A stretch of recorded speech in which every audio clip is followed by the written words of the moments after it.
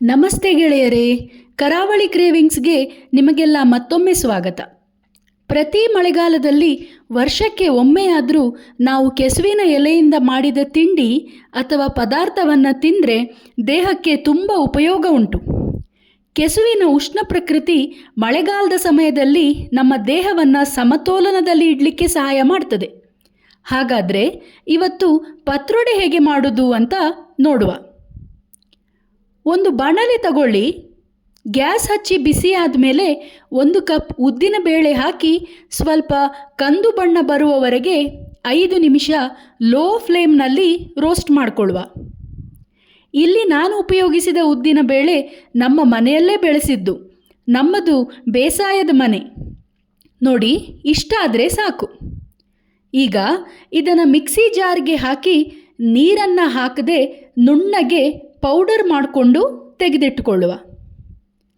ನಂತರ ನಾನಿಲ್ಲಿ 1 ಕಪ್ ಅಕ್ಕಿಯನ್ನು ತಗೊಂಡಿದ್ದೇನೆ. ಈ ಅಕ್ಕಿ ನಾನು 2 ಗಂಟೆ ನೀರಲ್ಲಿ ನೆನೆಸಿಟ್ಟಿದ್ದೆ.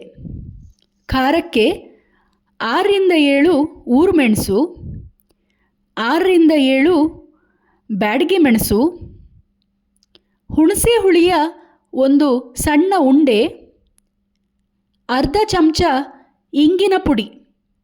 ಇದನ್ನೆಲ್ಲ 1 ಲೋಟ ನೀರು ಹಾಕಿ ನುಣ್ಣಗೆ ಮಸಾಲೆ ರುಬ್ಕೊಳ್ಳುವ.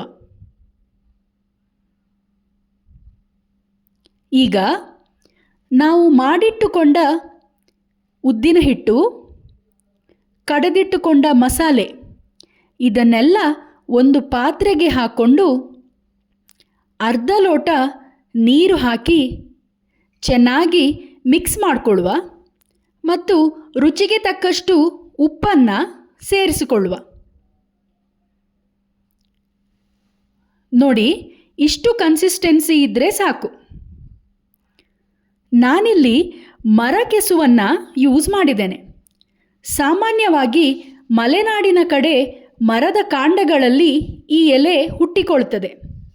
ಬೇರೆ ಕೆಸುವಿನ ಎಲೆಗಳಿಗೆ ಹೋಲಿಸಿದರೆ ಈ ಎಲೆಯ ಪತ್ರೊಡೆ ತಿಂದರೆ ಬಾಯಿ ತುರಿಸುವ ಚಾನ್ಸಸ್ ತುಂಬ ಕಡಿಮೆ.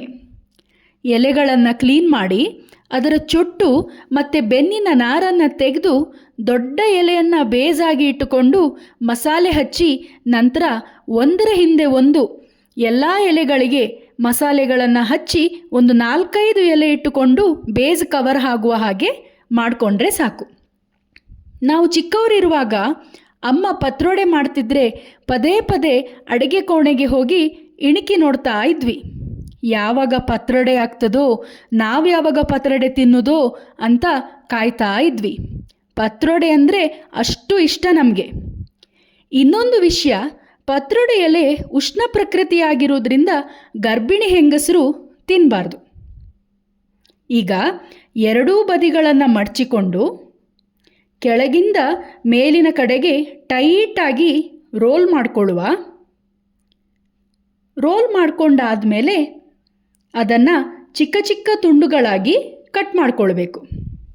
ಇದನ್ನು ಇಡ್ಲಿ ಪಾತ್ರೆಯಲ್ಲಿ ಬೇಯಿಸ್ಕೊಳ್ಬೋದು ಅಥವಾ ತವಾ ಮೇಲೆ ಹಾಕಿ ರವಾ ಫ್ರೈ ಕೂಡ ಮಾಡ್ಬೋದು. ಎರಡೂ ರೀತಿ ಮಾಡಿದರೂ ಕೂಡ ಸೂಪರ್ ಆಗ್ತದೆ. ಇಲ್ಲಿ ನಾನು ಸ್ವಲ್ಪ ಬಾಂಬೆ ರವಾ ತಗೊಂಡಿದ್ದೇನೆ. ಫ್ರೈ ಆದಮೇಲೆ ಪತ್ರೊಡೆ ತಿನ್ನಲಿಕ್ಕೆ ಕ್ರಿಸ್ಪಿ ಆಗ್ತದೆ. ಬಾಂಬೆ ರವಾದಿಂದ ಪ್ರತಿಯೊಂದು ಪತ್ರೊಡೆಯ ತುಂಡನ್ನು ಕೋಟ್ ಮಾಡಿ ಕಾವಲಿಗೆ 5-6 ಚಮಚ ತೆಂಗಿನೆಣ್ಣೆಯನ್ನು ಹಾಕ್ಕೊಂಡಿದ್ದೇನೆ. ಎಣ್ಣೆ ಬಿಸಿ ಆದಮೇಲೆ ಒಂದರ ನಂತರ ಒಂದರಂತೆ ಪತ್ರೊಡೆ ಪೋಡಿಗಳನ್ನು ಬಿಸಿ ಮಾಡಲಿಕ್ಕೆ ಇಡುವ. ಎರಡೂ ಕಡೆಗೆ 5-5 ನಿಮಿಷ ಮೀಡಿಯಂ ಲೋ ಫ್ಲೇಮ್ನಲ್ಲಿ ಇಟ್ಟು ಫ್ರೈ ಮಾಡಿಕೊಳ್ಬೇಕು. ಹಸಿರು ಇರುವ ಎಲೆಯ ಬಣ್ಣ ಕಪ್ಪು ಬಣ್ಣ ಆಗುವವರೆಗೂ ಫ್ರೈ ಮಾಡಿಕೊಳ್ಬೇಕು. ಇಲ್ಲದಿದ್ದರೆ ತಿನ್ನುವಾಗ ಬಾಯಿ ತುರಿಸ್ತದೆ. ಈಗ ನಮ್ಮ ಪತ್ರೊಡೆ ರೆಡಿಯಾಗಿದೆ.